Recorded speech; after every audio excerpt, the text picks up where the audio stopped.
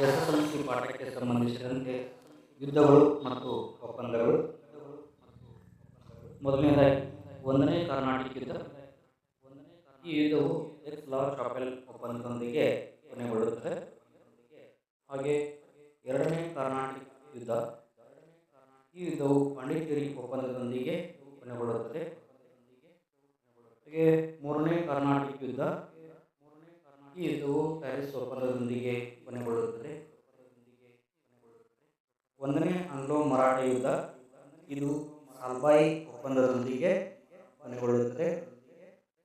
ಮೊದಲನೇ ಆಂಗ್ಲೋ ಸಿಖ್ ಯುದ್ಧ. ಇದು ಲಾಹೋರ್ ಒಪ್ಪಂದದೊಂದಿಗೆ ಕೊನೆಗೊಳ್ಳುತ್ತದೆ. ಮೊದಲನೇ ಆಂಗ್ಲೋ ಮೈಸೂರು ಯುದ್ಧ. ಇದು ಮದ್ರಾಸ್ ಒಪ್ಪಂದದೊಂದಿಗೆ ಕೊನೆಗೊಳ್ಳುತ್ತದೆ.